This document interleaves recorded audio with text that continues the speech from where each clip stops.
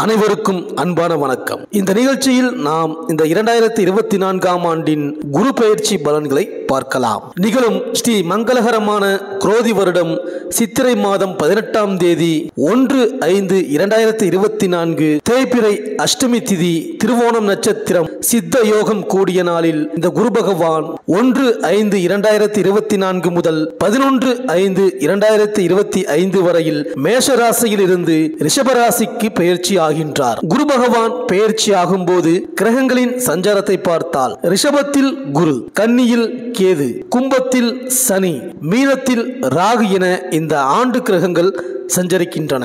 வானவியல் ஜோதிட சாஸ்திரத்தில் சூரிய குடும்பத்தில் இந்த குரு பகவான் 5வது கோள். இந்த கோள் சூரியனை ஒரு முறை சுற்றி வருவதற்கு 12 ஆண்டு காலம் ஆகும். இது ஒரு புருஷ கிரகம் ஆகும். சூரிய மண்டலத்தில் சூரியனுக்கு அடுத்து உருவத்தில் பெரிய கோள் குரு பகவான் தான். குரு பகவான் தன்னைத்தானே சுற்றி வர 9 மணி நேரம் 50 நிமிடங்கள் ஆகின்றது. ஒரு ராசியில் குரு ஒரு வருட காலம் சஞ்சரிப்பார். ஒரு ராசிக்கு குரு மறுமுறை சஞ்சரிக்க 12 ஆண்டு காலம் ஆகும். அதாவது இப்பொழுது குரு பகவான் ரிஷப ராசியில் சஞ்சரிக்க போகின்றார். மறுபடியும் குரு பகவான் ரிஷப ராசியில் சஞ்சரிக்க 12 ஆண்டுகள் ஆகும். மேலும் பிரம்ம தேவனை பிரயத்தி தேவதையாக கொண்டும் இந்திரனை அதிதேவதையாக கொண்டும் அதிதியாக விளங்குபவரும் வடக்கு முகமாக பத்மாசனமிட்டு அமர்ந்த நிலையில் 4 திருக்கரத்தில் ஜபமாலை, கமண்டலம், ஓலைச்சுவடி, அபயமளிக்கும் அருள்நிலைக்கு கொண்டு விளங்குபவர் குரு பகவான்.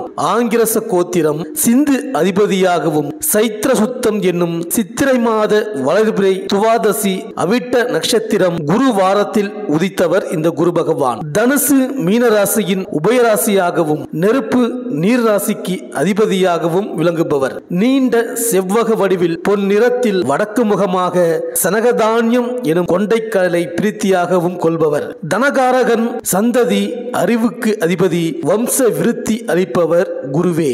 குரு பகவானின் காரக தன்மையை பார்த்தால் ஞானம், போதித்தல், உபதேசம், யோக பியாசம், ஆசிரியர், குருமார்கள், விவகார ஆலோசனை, அரசு கஜானா, அரசு சேவை, புத்தி, யுக்தி, ஒழுக்கம், நேர்மை, தனம், பதவி, புகழ், பிரபுத்துவம், சாந்தம், சொர்ணம், ரிஷி வர்க்கம், புஷ்பராகம், காமேதகம், தேன், கலை, சீரகம், ஆண் வர்க்கம், தயால குணம், பெரும் அதிர்ஷ்டசாலி, உன்னதமான நிலை, மேன்மை அடைதல், செல்வம் சேருதல், மதம் சம்பந்தமான போதனைகள், மந்திரி, உபன்யாசம் செய்தல், மத தலைவர்கள், கோவில் அர்ச்சகர்கள், ஆசிரியர்கள், ஆளுநர், கலெக்டர், வங்கி காசாளர், கணக்கர், வணிகர், பிள்ளைகளால் ஏற்படக்கூடிய நன்மை மற்றும் தீமைகள் இவை அனைத்தும் குருவின் காரகத்தன்மை. இந்த ரிஷபராசியில் சஞ்சரிக்க போகும் குரு பகவானாலும் அவரது பார்வையாலும் உங்கள் ராசிக்கு என்னென்ன பலன்கள் கிடைக்கப் போகின்றது, நீங்கள் செய்ய வேண்டிய பரிகாரங்கள் என்ன என்று குரு பகவானை ராசிநாதனாக கொண்ட தனுசு ராசி அன்பர்களே,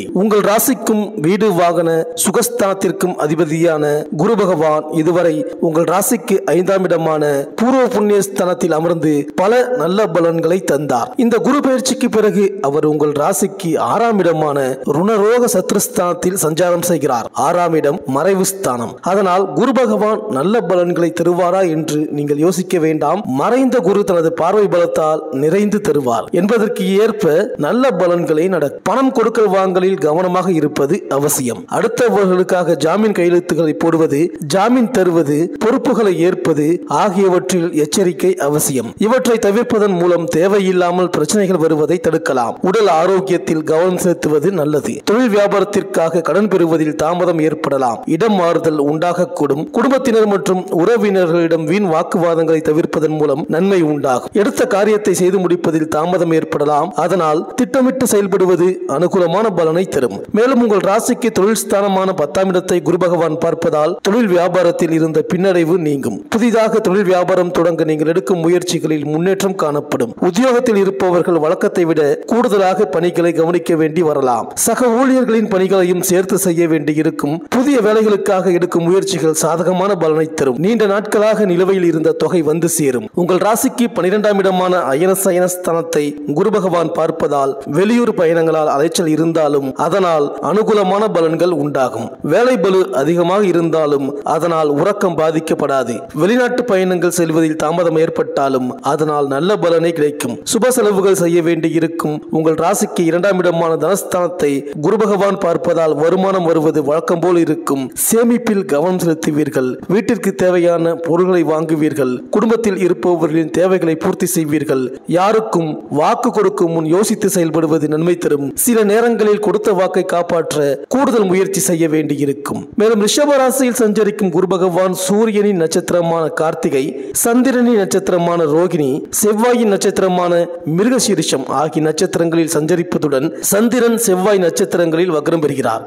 குருவிற்கு சூரியன், சந்திரன், செவ்வாய் ஆகிய கிரகங்கள் நட்பு. ஆகையால் ரிஷபத்தில் உள்ள குரு பகவான் நல்ல பலனை தருவார். மேலும் ஆரோக்கியத்தில் கவனம் செலுத்துவது நல்லது. வேலை சுமை இருந்தாலும் சரியான நேரத்திற்கு உணவு சாப்பிடுவது நன்மை தரும். புதிய ஆடை ஆபரணம் சேரும். வருமானமும் அதிகரிக்கக்கூடும். சொத்து வாங்குவது விற்பது போன்றவற்றில் ஏற்பட்ட தடை தாமதம் விலகும். தொழில் வியாபாரம் விரிவாக்கம் செய்ய நீங்கள் எடுக்கும் முயற்சிகளில் நல்ல பலன் தரும். நிதி உதவி கிடைப்பதில் தாமதம் ஏற்பட்டாலும் சரியான நேரத்தில் கிடைக்கும். கடனுக்கு விற்பனை செய்வதில் கவனமாக இருப்பது நல்லது. புதிய ஆர்டர்கள் கிடைப்பதில் ஆரம்பத்தில் தாமதம் இருந்தாலும் போக போக சரியாகிவிடும். பங்குதாரர்களுடன் அனுசரித்து செல்வதன் மூலம் வளர்ச்சியை காணலாம். உத்தியோகத்தில் இருப்பவர்கள் கூடுதலான பணிகளை கவனித்தாலும் அதற்கான பலன் கிடைக்க பெறுவீர்கள். பொருளாதாரத்தை பொறுத்தவரையில் செலவுகள் ஏற்பட்டாலும் அதை சமாளிக்கும் விதத்தில் வருமானமும் வரக்கூடும். எதிர்பாராத செலவுகள் வரும் நேரத்தில் சேமிப்பு கை கொடுக்கும். வீட்டிற்கு தேவையான விலை உயர்ந்த பொருட்களை வாங்குவீர்கள். அடுத்தவர்களுக்கு பணம் தொடர்பான ஜாமீன் கையெழுத்துக்கள் போடுவதை தவிர்ப்பது நல்லது. தொடக்க கல்வியில் நல்ல முன்னேற்றம் காணப்படும். உயர்கல்வி கற்பவர்கள் கூடுதல் கவனம் செலுத்தி படிக்க வேண்டியிருக்கும். தேர்வுகள் எழுதும் பொழுது கவனத்தை சிதறவிடாமல்